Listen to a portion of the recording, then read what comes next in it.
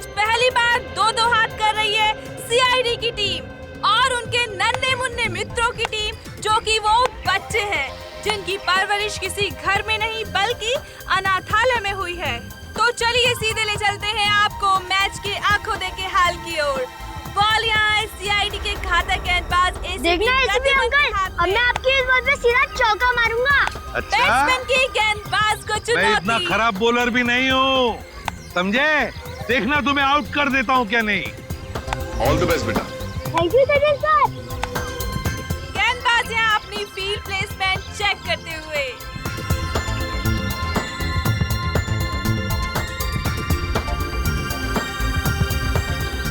और अब रेडी? गेंद फेंकने को पूरी तरह तैयार और ये बैट्समैन का शानदार शॉट। आप सब ने कभी न कभी फुटबॉल या क्रिकेट मैच का मजा तो जरूर उठाया होगा, मगर आज हम आपको पिलाएंगे एक ऐसा कॉकटेल जिसमें क्रिकेट का भी मजा है और फुटबॉल का भी, क्योंकि आज पहली बार दो हाथ कर रही है सीआईडी की टीम और उनके नन्हे मुन्ने मित्रों की टीम, जो कि वो बच्चे हैं जिनकी परवरिश किसी घर में नहीं बल्कि अनाथालय में हुई है। तो चलिए सीधे ले चलते हैं आपको मैच के आंखों देखे हाल की ओर। बॉल यहाँ है सीआईडी के घातक गेंदबाज देखना एसीपी अंकल, अब मैं आपकी इस बॉल पे सीधा चौका मारूंगा। अच्छा, बैट्समैन की गेंदबाज को मैं इतना चुनौती। खराब बॉलर भी नहीं हूँ, समझे? देखना तुम्हें आउट कर देता हूँ क्या नहीं। ऑल द बेस्ट बेटा। Thank you sir. गेंदबाज यहाँ अपनी फील्ड प्लेसमेंट चेक करते हुए।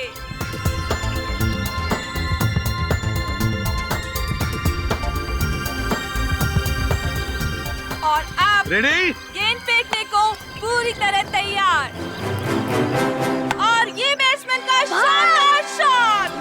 क्या ये छक्का जाएगा? ओह नो, ये तो बाउंड्री पे क्या पकड़ो, चौका छोड़ना नहीं। सचिन यहाँ चीते की छोड़ना फुर्ती के नहीं। साथ गेंद की तरफ भागते हुए और ये तंबू में घुस गए। ए, सीआईडी एक बार फिर से इस क्रिकेट मैच में नाकाम साबित हुए। अरे क्या सचिन, क्या छोड़ दिया? भाग! ये! अरे देखा अंकल, हमने कहा था ना कि हम आपकी सीआईडी टीम को क्रिकेट मैच में हरा देंगे। ये तो पता था कि तुम लोग जीतने वाले हो। चलो चलो चलो सब लोग चलो। अंकल, मुझे तो सबसे बड़ा क्रिकेटर बनना है। देखो बेटा, जिंदगी में खूब मेहनत करना। अगर मेहनत करोगे तो सब कुछ बन सकते हो, जो चाहते हो बन सकते हो, लेकिन मेहनत जरूरी है ना? अच्छा अंकल, अब दोबारा हमारे साथ खेलने कब आओगे? बहुत जल्दी आएंगे और सबको लेकर आएंगे। हाँ? ओके, चलो चलो खा लो। आप निकाल के पियो, ओके? चलो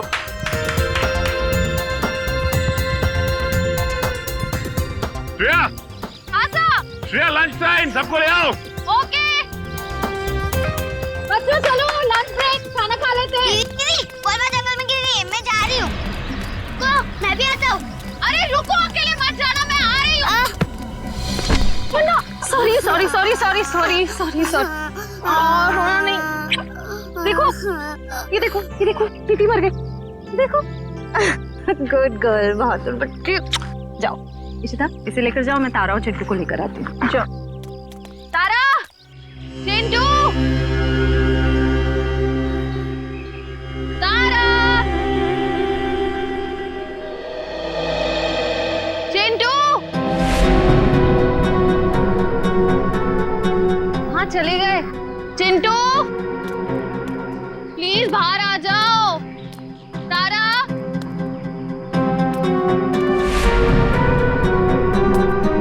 चिंटू, तारा।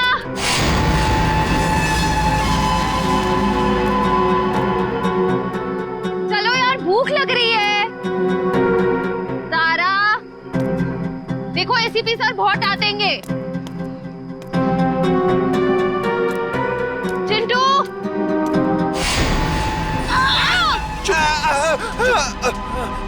चिंटू, निकल यहाँ से, जल्दी। चिंटू।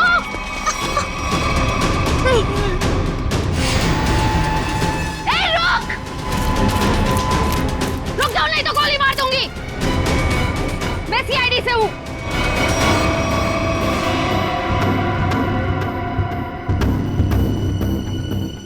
बच्चों को। नीचे उतारो, नीचे उतार।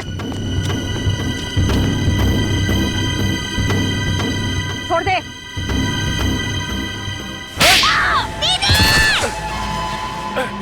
रुक, निकल जल्दी। रुक जाओ चिंटू।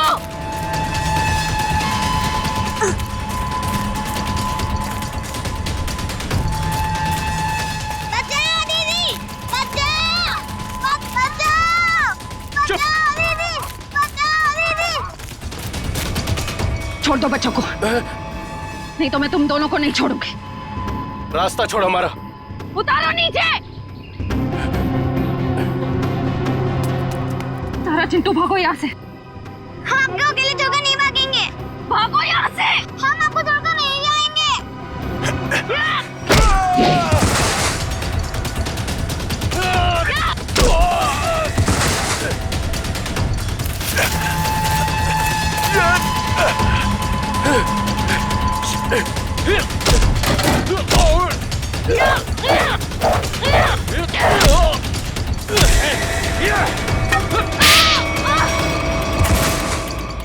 छोड़ उसको, चल यहाँ से।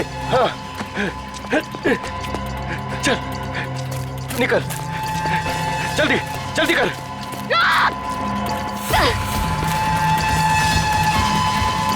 जल्दी। बचाओ दीदी।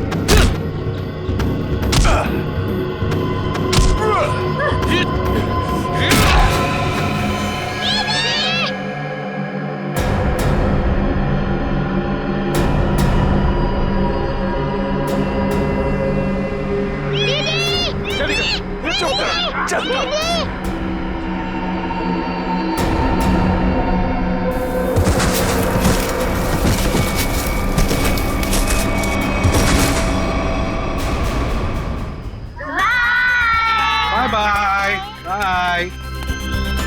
नमस्ते। बाय। हाँ? चिंटू और तारा नहीं दिख रहे। चिंटू और तारा दिख नहीं रही, कहाँ गई है? और श्रेया भी दिख नहीं रही है। हाँ? श्रेया मैम जंगल में बॉल ढूंढने के लिए गई हैं, लेकिन अब कहीं नजर नहीं आ रही। इतनी देर तक? काम करते हैं, जंगल में घुसते हैं। हाँ?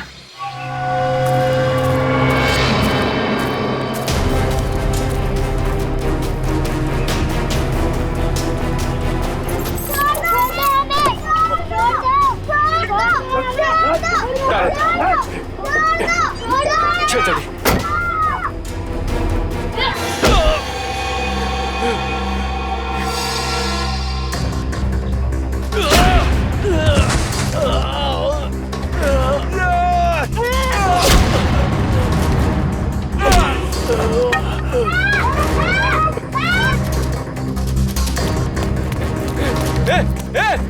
बैग बैग क्या कर रही है? बैग बैग छोड़, निकल यहाँ से। चल जल्दी कर, चल।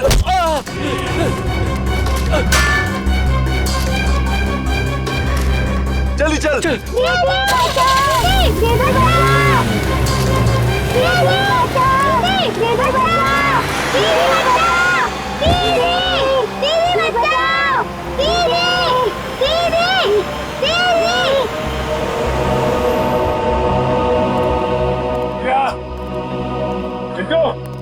श्रेया, तारा, श्रेया, चिंटू, श्रेया, चिंटू, सर, हाँ? देने की सर। क्या सचिन? सर यहाँ पे खून की बूंदें पड़ी हुई।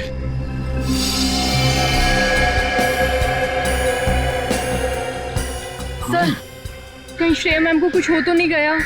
कुछ नहीं होगा श्रेया को, सीआईडी ऑफिसर है वो। देखते ये खून की बूंदें हमें कहां तक ले जाती है।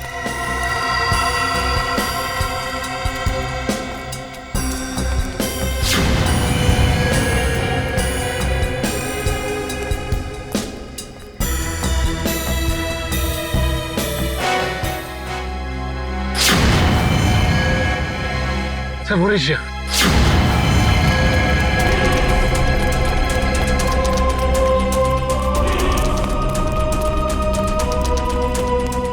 मैम! तुम श्रेया? श्रेया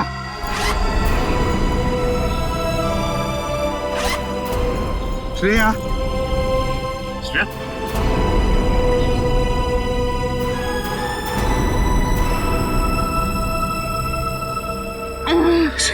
सर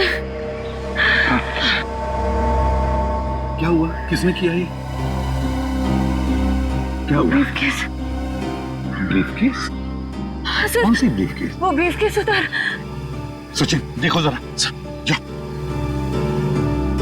श्रेया किसने किया ये? बच्चे कहाँ हैं? कहाँ है बच्चे? सर वो तारा और चिंटू को दो गुंडे उठाकर लेकर गए थे। तुमने देखा उनको? चेहरे देखे उनके? नहीं सर, उन्होंने मास्क पहने हुए थे। एक व्हाइट कलर की वैन में दोनों बच्चों को उठाकर लेकर गए वो।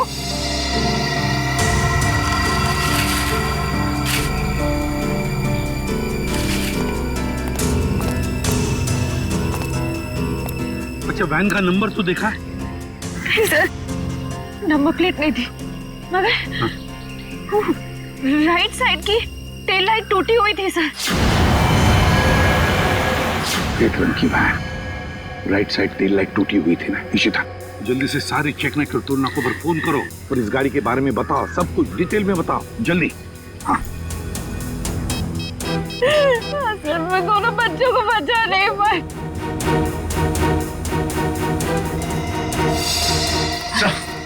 हाँ ये रहा वो ब्रीफकेस।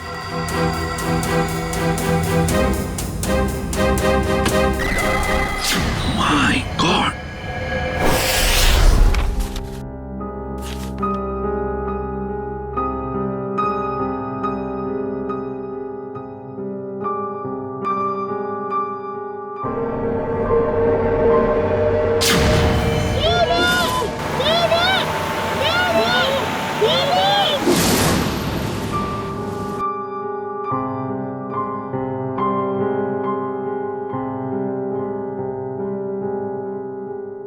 श्रेया मैम, कुछ दिन सेहत का ध्यान रखिएगा। सर पर भी काफी जख्म आया है। ये जख्म तो भर जाएंगे तेरे। बच्चों को भी गुंडों से बचा नहीं पाए। इस बोझ को मैं कभी झेल नहीं पाऊंगी। श्रेया क्या कर रही हो तुम? ऐसा मत सोचो, उन बच्चों को हम बहुत जल्द ढूंढ निकालेंगे। और फिर तुमने वो ब्रीफकेस छीन लिया हाथ से उसके। एक बार डॉक्टर साड़ू के उस ब्रीफकेस से कोई सॉलिड सबूत निकाल लें, उन बच्चों तक हम बहुत जल्दी पहुंच जाएंगे। डॉक्टर साहब कुछ मिला क्या?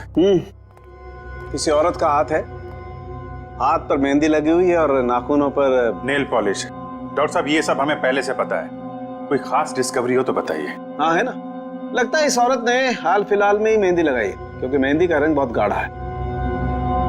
ये डिस्कवरी है? अरे ये सब पहले से पता है सर। कुछ और अभी नहीं पता लग सकता है यार। मजाक है क्या सब कुछ यार? पहले इस हाथ को लेबोरेटरी में भेजो, फॉरेंसिक लैब में, वहां पर डीएनए टेस्टिंग होने दो, उसके बाद पता लगेगा ना यार। बहरहाल फिलहाल तुम इतना तो पता लगा सकते हो कि जहां से हाथ मिला है वहां पर कोई शादी ब्याह हुआ है क्या? ये पता लगाने के लिए मैं वंश को पहले ही भेज चुका हूँ। वेरी गुड, बहुत अच्छा किया। तो अभी मैं भी चलता हूँ। और हाँ, अगले 12 घंटे तक मेरी लैब में कोई मुझसे कुछ पूछने के लिए नहीं आएगा। अंडरस्टैंड? ठीक है सर, नहीं पूछेंगे। जब तारिका जी है तो आपसे क्यों पूछें? ये डॉक्टर साहब कमाल है, गुस्सा बस नाक पे रखता है इनके। सर मुझे तो लगता है उन बच्चों ने शायद जुर्म को होते हुए देख लिया, तभी तो वो गुंडे उन्हें अपने साथ ले गए। बात तो ठीक है फ्रेडी, वरना अनाथ बच्चों को कोई पैसों के लिए तो किडनैप करेगा नहीं। हेलो, क्या नहीं गुजरी? ओके ठीक है, श्योर, थैंक यू। क्या हुआ? सर, उस टोल नाके से अब तक कोई ऐसी गाड़ी गुजरी नहीं है जिसकी एक टेल लाइट टूटी हुई हो। अच्छा सर, कहीं ऐसा तो नहीं कि उस गाड़ी वाले ने लाइट को रास्ते में ही रिपेयर करवा दिया हो? बच्चों को गाड़ी में रख के वो लोग रास्ते में गाड़ी रोकने की गलती नहीं करेंगे। शायद उनका अड्डा आसपास ही है, जहां जाने के लिए टोल नाके से गुजरने की जरूरत नहीं पड़ती। सर उस इलाके के पास एक हवेली है जहां पिकनिक के दौरान सगाई का फंक्शन चल रहा था। सगाई का फंक्शन? फिर तो हो सकता है ये हाथ उस सगाई के फंक्शन में से ही किसी लड़की का हो। जी हाँ, कल रात हमारी भतीजी प्रियंका की सगाई थी। फिर तो काफी लोग आए होंगे यहाँ। जी नहीं, सिर्फ परिवार वाले थे। सारे परिवार वाले अभी यहाँ पर हैं? हाँ, सिवाय प्रियंका के। आप? मैं प्रियंका का मंगेतर डॉक्टर रमन। रमन जी, प्रियंका क्यों नहीं है? वो दीदी इस वक्त अपने कमरे में सो रही हैं। देखिए, हमारा उनसे मिलना बहुत जरूरी है। पर बात क्या? रमन जी, आप हमें सिर्फ उनका कमरा दिखा दीजिए प्लीज। आइए, चलिए।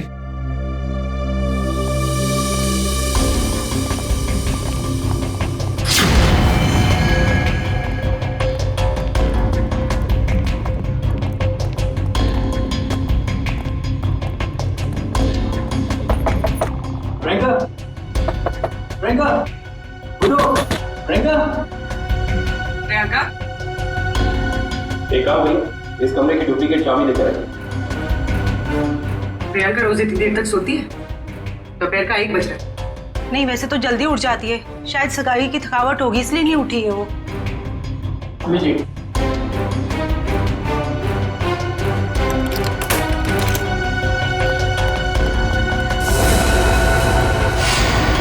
प्रियंका, प्रियंका, प्रियंका का हाथ कहाँ गया? प्लीज आप बाहर चलिए। Sir please. Sir, she is dead. जिस बात का शक था वही हुआ।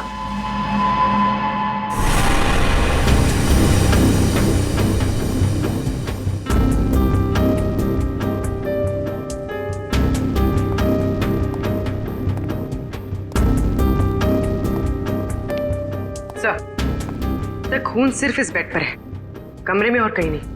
और सर, कमरे का सामान भी बिखरा हुआ नहीं। सर, इसका मतलब जब प्रियंका सो रही थी तभी खूनी ने उसका हाथ काटा। पर जब इसका हाथ काटा होगा तो ये चिल्लाई तो होगी ना? चिल्लाती कैसे निखिल? उसकी गर्दन के निशान साफ बता रहे हैं कि खूनी ने पहले गला दबाकर उसकी जान ली और फिर उसका हाथ काटा। पर अगर खूनी ने प्रियंका को मार ही डाला था, फिर उसका हाथ क्यों काटा? और हाथ काट के उसे ब्रीफकेस में क्यों लेके जा रहा था? एक काम करते, इस कमरे की सही से तलाशी लेते।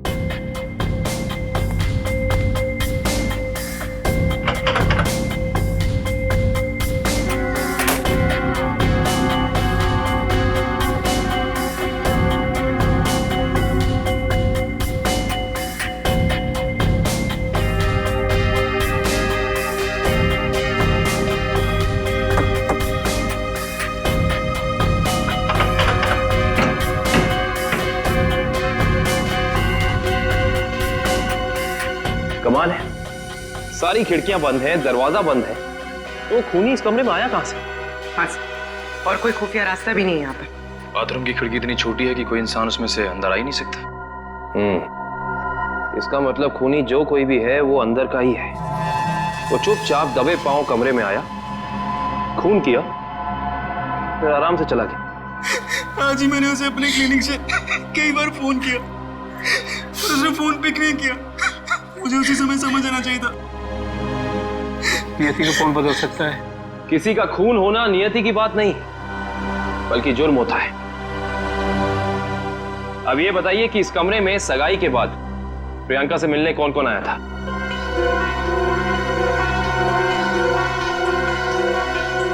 सबकी जबान पे तो ताला लग गया।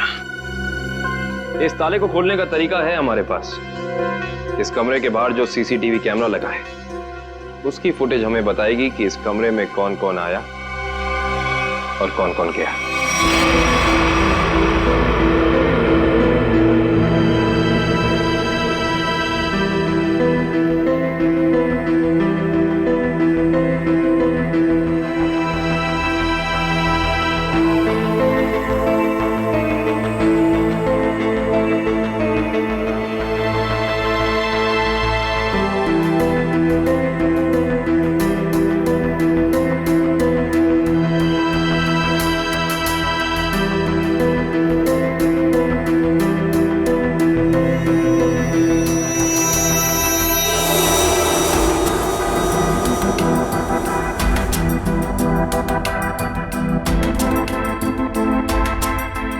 फॉरवर्ड करना पूरी।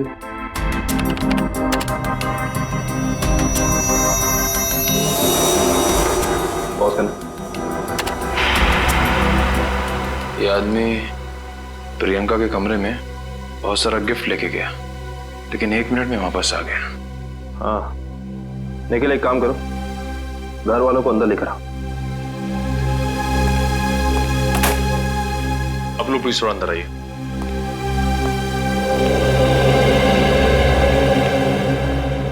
आइए। आप लोग इस आदमी को जानते हैं? ये हमारे होटल का मैनेजर है। अच्छा, पहले तो दिखा नहीं। मैनेजर को लेकर आना। Yes sir. थोड़ा फॉरवर्ड।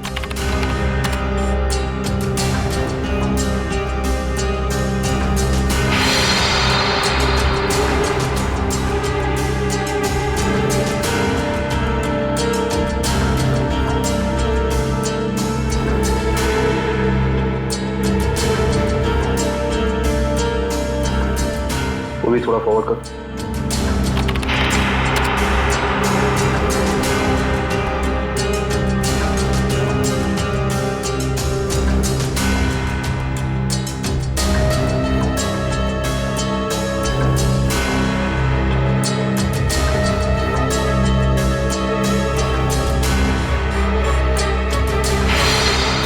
पॉज कर। बस है। सर, ये लड़की 1:30 बजे कमरे के अंदर गई और 2 घंटे के बाद बाहर निकली। इस लड़की को देखा आपने? ये कौन है? इसको तो हमने पहले कभी यहाँ नहीं देखा। सगाई के फंक्शन में भी नहीं? जी नहीं, हमने कभी नहीं देखा इसे। हाँ, लेकिन यहाँ के वॉचमैन ने तो जरूर देखा होगा। निखिल, वॉचमैन को बुला कर ला।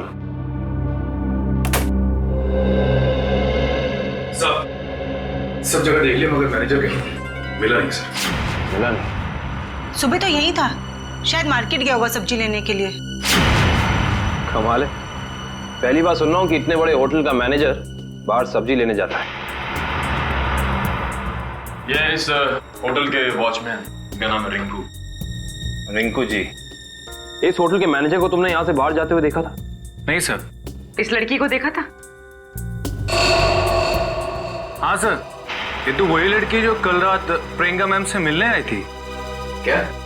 कोई भी अरे घर आएगा प्रियंका से मिलने, और तुमने अंदर जाने दिया? नहीं साहब, हमने पहले प्रियंका मैम को फोन किया उनके रूम में, उन्होंने बोला आने दो, तो हमने आने दिया। इसका मतलब प्रियंका इस लड़की को जानती थी, और आप लोग कह रहे हैं कि आप इस लड़की को जानते नहीं। रिंकू, एक बात बताओ, ये लड़की कल होटल अपनी गाड़ी से आई थी या फिर? सर, ये लड़की टैक्सी से आई थी। टैक्सी? उस टैक्सी का कोई नंबर रिकॉर्ड किया तुमने, कहीं लिखा कुछ? हाँ साहब, मैं होटल के अंदर जितनी भी टैक्सी आती है उनका नंबर लिख के रखता हूँ रजिस्टर पे। ये फोटो ध्यान से देखो, ये लड़की कल रात तुम्हारी टैक्सी में बैठी थी। आप लोग कौन? हम लोग सीआईडी से। सीआईडी साहब, मुझे तो इस पे पहले से ही शक था कि लड़की में कोई गड़बड़ है। क्यों, क्या हुआ?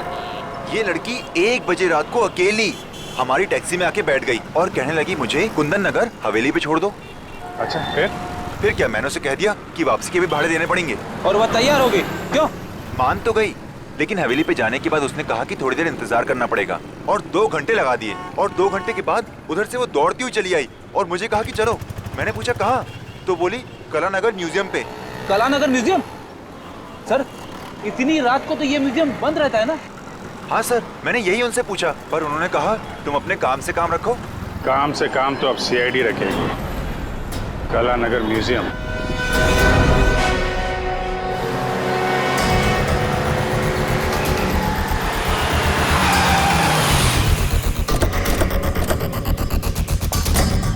टोल नाके से पहले यही वो घना जंगल है जहाँ पे वैन छिपाई जा सकती है। हाँ सचिन, वैन यहीं कहीं होनी चाहिए, चेक करना पड़ेगा।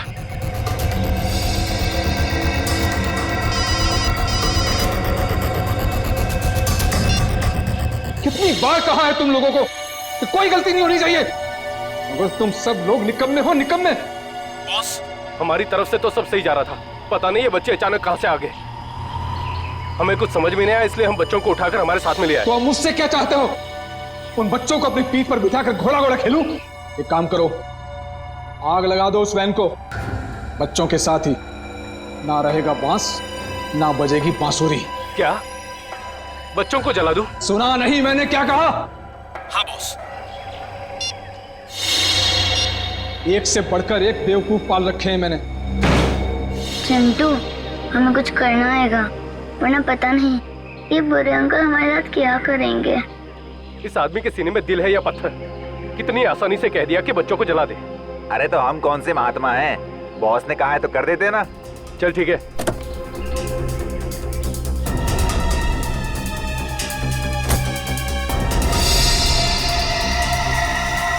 ए जल्दी करना। अरे रुकना, हलवा है क्या? कर रहा हूँ ना। ये ले पकड़। चल जल्दी से डाल।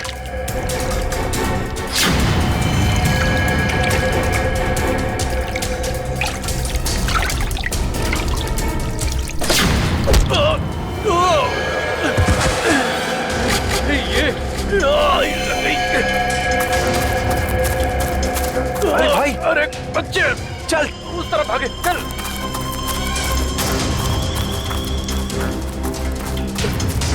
जल्दी कर, कहाँ गए? जा उधर देख।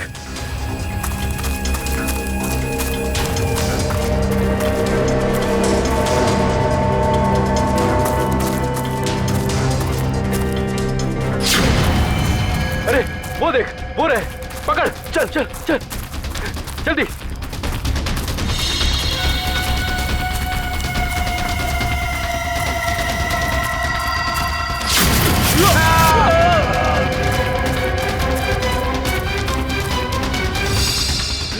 पूरे हाँ, चल चल।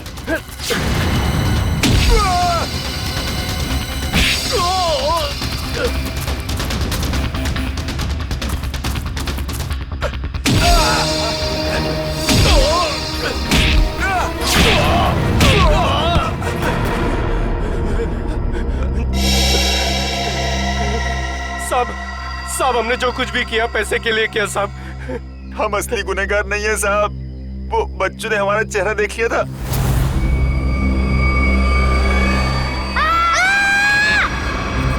इसलिए हम उन्हें अपने साथ उठा लाए।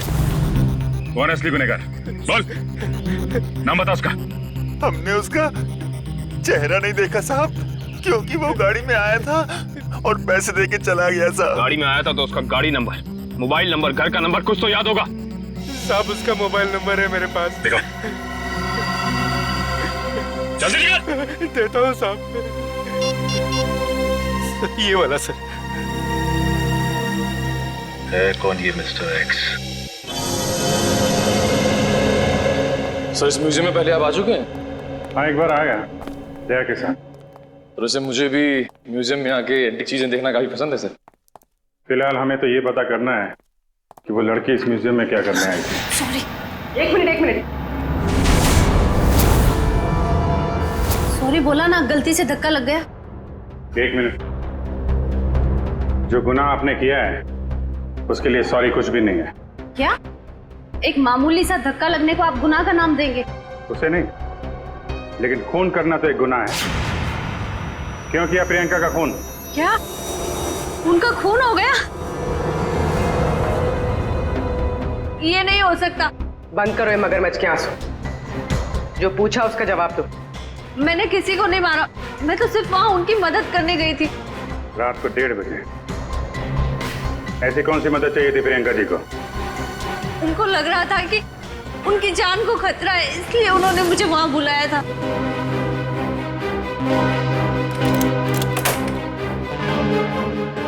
थैंक गॉड तुम आ गई। मगर हुआ क्या? इतनी रात गए बुलाए, क्या हुआ? कुछ तो बताओ, क्या हुआ? तुम इतनी टेंस क्यों नजर आ रही हो? मेरी जान को खतरा है। क्या? मगर किससे? ये सब बातें करने का बिल्कुल वक्त नहीं है। ये बताओ, जो सामान मैंने तुमसे मंगवाया था तुम लेकर आई हो, अब फटाफट मेरे लेफ्ट हैंड का प्रिंट ले लो। Do it fast.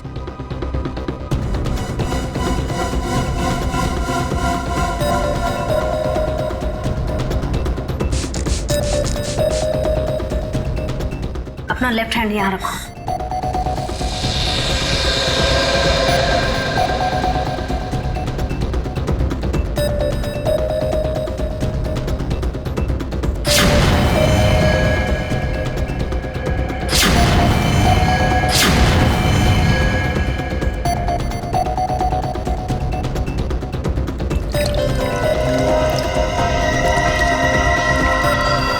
देखो, अभी तक तुमने मेरी बहुत मदद की है। मेरा एक और काम कर दोगी प्लीज?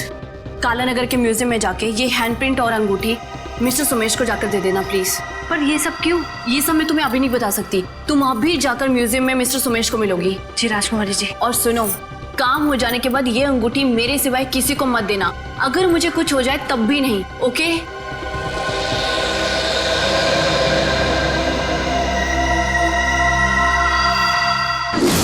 तो उन्होंने अपने हाथ का इम्प्रिंट बनवाया और उसे म्यूजियम के मैनेजर सोमेश को देने को कहा? जी। मगर उसने अपने हाथ का इम्प्रिंट बनवाया क्यों? वो तो मुझे नहीं मालूम। आप जरा वो अंगूठी दीजिए जो प्रियंका जी ने आपको दी।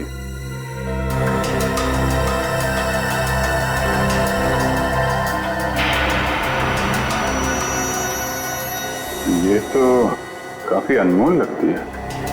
सर, ये अंगूठी, वो कटा हुआ हाथ, ये म्यूजियम, सब कुछ समझ में नहीं आ रहा है। इसका जवाब तो अभी ये मैनेजर सोमेश जी देंगे। ये बहुत प्रसिद्ध और पुरानी पेंटिंग है। राजा रवि प्रताप ने इसे बनवाया था। इस तरह की कलाकारी करने का उसे बहुत शौक था। Mister Somesh. Yes. CID. CID? क्या बात है सर? जरा इधर आइए, आपसे कुछ बात करनी थी। कीजिए ना सर, मुझसे कोई गलती हुई क्या? नहीं, वो बात नहीं है। आप जरा ये अंगूठी देखिए, इसे पहचानते हैं? जी हाँ, ये राजकुमारी प्रियंका जी की अंगूठी है। आपके पास कैसे आई? ये हमें रागनी ने दी है। अभी गई है ना म्यूजियम से बाहर, वो ये अंगूठी और राजकुमारी के हाथों का इम्प्रिंट लेके आई थी, है ना? जी हाँ, इस म्यूजियम में काफी सारे राजघरानों के जो यहाँ के ट्रस्टीज हैं उनके पर्सनल लॉकर्स हैं। जब कभी खास एग्जीबिशन होता है तभी हमारे लॉकर में रखे हुए पुश्तानी हीरे जेवरात हम उसमें पेश करते हैं। लेकिन लॉकर्स खोलने के लिए लॉकर्स के मालिक को आना पड़ता होगा ना यहाँ पे? जी नहीं, ये जरूरी नहीं। कभी कभी मालिक अपने खास आदमी को भेजकर लॉकर खुलवाते हैं, क्योंकि यहाँ फुल सिक्योरिटी है और हर एंटीक रजिस्टर है। ऐसे हम वो प्रियंका जी का लॉकर देख सकते हैं? क्यों नहीं, आइए।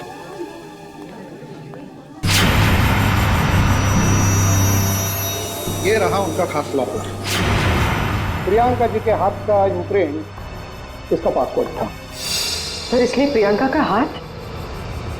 क्या हुआ? नहीं, कुछ खास नहीं। आप ये बताइए, अभी इसका पासवर्ड, नया पासवर्ड क्या है? सॉरी सर, ये तो कॉन्फिडेंशियल है, मैं नहीं बता सकता। ये आपको बताना पड़ेगा क्योंकि प्रियंका का खून हो गया। आज? जी हाँ। और खूनी तक पहुंचने के लिए हमारा ये जानना बहुत जरूरी है कि इस लॉकर में क्या है और प्रियंका ने अपना पासवर्ड जल्दबाजी में क्यों बदला। प्लीज आपके पास जो अंगूठी है यही नया पासपोर्ट है। अंगूठी? ये पासवर्ड है? जी हाँ। अब जरा ये लॉकर खोलिए।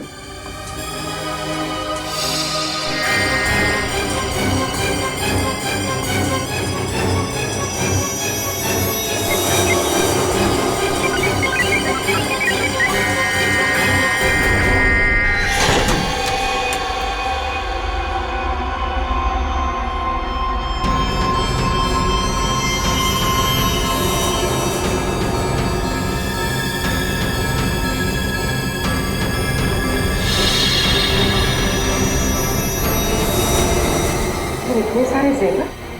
मतलब सर ये सब कुछ इसके लिए हुआ। लग तो ऐसा ही रहा है।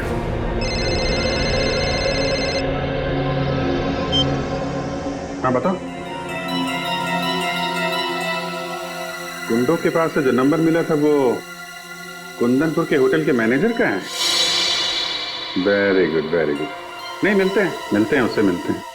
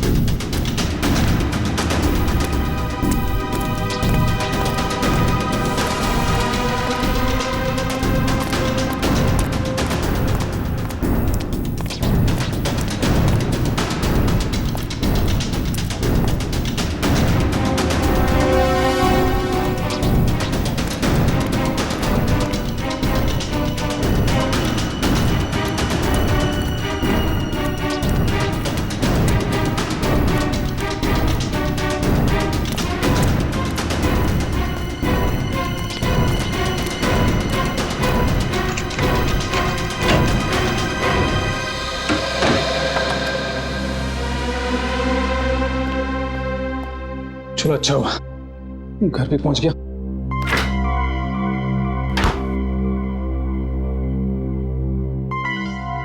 किसी ने देखा भी नहीं सिवाय हमारे सीआईडी। हाँ सीआईडी। चल बैठ। बोल राजकुमारी का खून क्यों किया तूने? मैंने राजकुमारी को नहीं मारा सर। मैंने तो जो किया वो उसके कहने पे किया। किसके कहने पे किया? पता नहीं सर, मुझे तो एक पर्ची मिली थी, उस पे लिखा था कि मैं राजकुमारी के कमरे की खिड़की खुली छोड़ दूं। अच्छा, ताकि खूनी कमरे के अंदर जाए, राजकुमारी का खून करे और खिड़की के बाहर से खिड़की बंद ऑटोमेटिक, किसी को पता भी नहीं चलेगा। जी। अच्छा, उसने तुझे पर्ची दी और तूने काम कर दिया। असली बात बता, क्यों किया तूने? सर वो उसने मुझे धमकी दी थी कि अगर मैंने उसकी मदद नहीं की तो मेरे अतीत के बारे में सबको बता देगा कि मैं जेल गया था। अच्छा, जेल जाके भी सुधरा नहीं है? पर्ची कहाँ है? सर वो तो मैंने फाड़ के फेंक दी। फाड़ के फेंक दी? वो तो फाड़नी ही थी। तुझे एक पर्ची पे धमकी दे दी, तूने इतना बड़ा काम कर दिया, ये हो नहीं सकता। असली बात बता, क्यों किया तूने ये सब? बता। देखिए सर, मैं सच कह रहा हूँ, मुझे कुछ नहीं पता सर। ये ऐसे नहीं मानेगा इसको तो मैं। नहीं, रुको। तुम लोग जरा बाहर जाओ, मैं संभालता हूँ इसको। सर बाहर बहुत पब्लिक है, कहीं बाहर ले चलो। बाहर काम मैं संभाल लूंगा। चल जा।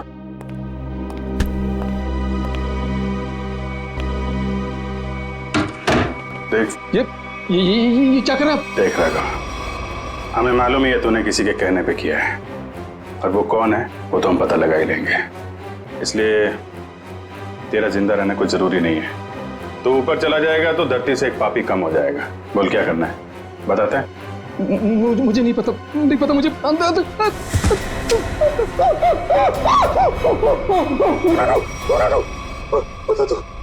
बोल।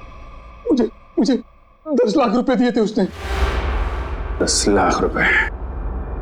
आजा भाई। 10 लाख रुपए का चक्कर है। चल, पैसे कहाँ हैं? पैसे दिखा। हाँ, अंदर है। निकाल। लाता हूँ।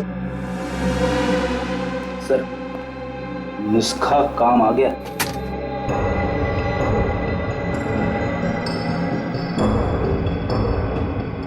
सर, इसमें से तो अजीब सी गंध आ रही है, जैसे हॉस्पिटल में दवाइयों की आती है।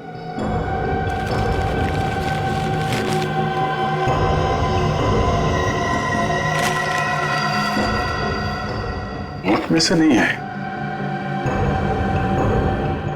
अखबार में से आ रही है।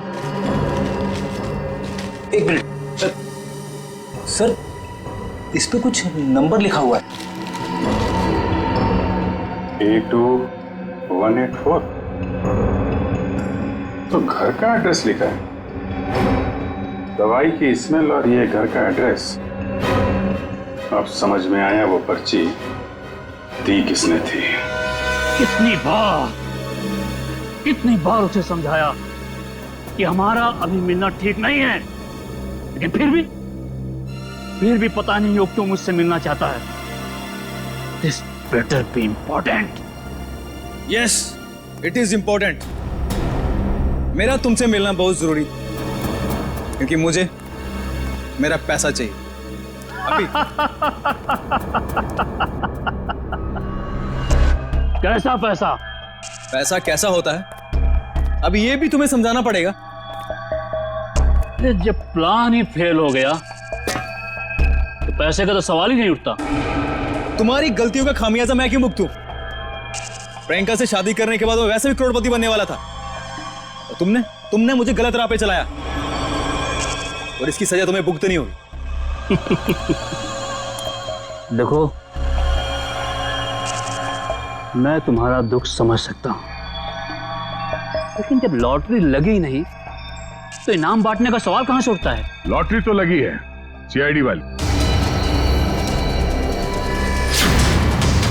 सीआईडी? और इनाम भी बहुत जबरदस्त मिलेगा अंकल जी। रमन, तुमने सीआईडी को बुलाया है? जब पार्टनरशिप की है तो जेल अकेले कैसे जाता? क्या मतलब? मतलब मैं समझाता हूँ। जब हमें होटल के मैनेजर के घर से न्यूज़पेपर में इस डॉक्टर के क्लिनिक का एड्रेस मिला, तो हम समझ गए थे कि प्रियंका के मर्डर में पहला मोहरा ये डॉक्टर है। मगर हमें पता चल गया था कि इस डॉक्टर में इतनी हिम्मत नहीं कि किसी का खून कर सके। तब हमने एक प्लान बनाया।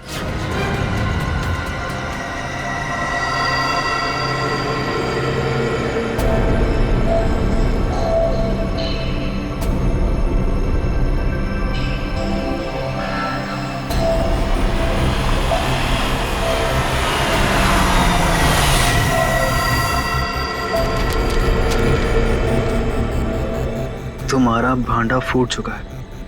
अपनी भलाई चाहते हो तो मुझसे मिलने आओ, वरना सीआईडी को सब बता दूंगा। आज तुझे अपने इस धोखे की कीमत चुकानी होगी, अपनी जान देकर।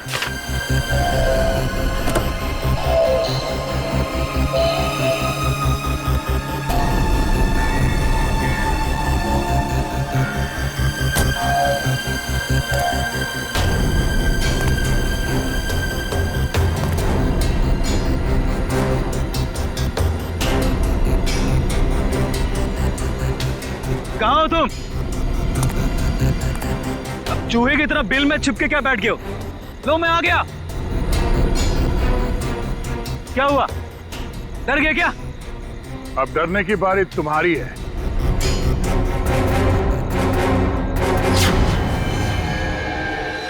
तो रमन, राजकुमारी प्रियंका के होने वाले दूल्हे,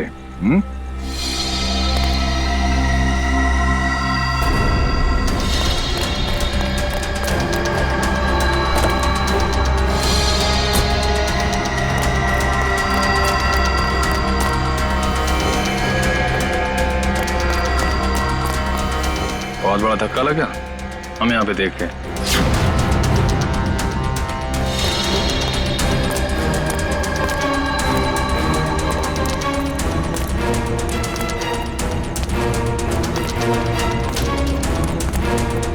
ये चिट्ठी हमने ही भेजी थी। अपनी होने वाली दुल्हन का खून किया तुमने, हिसाब तो देना पड़ेगा।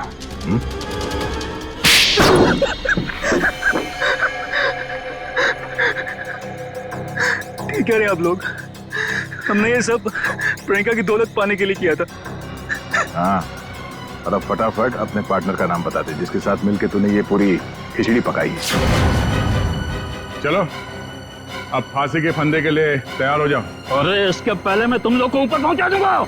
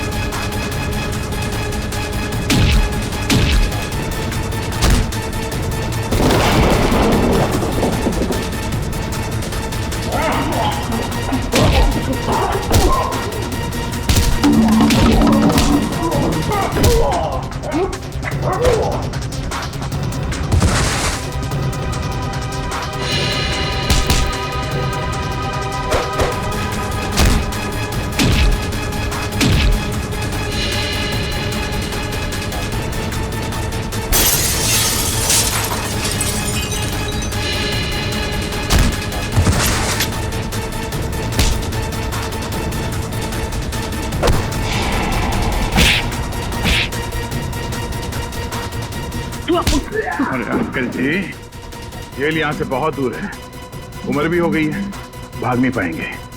सीआईडी की जीप में छोड़ देते हैं आपको।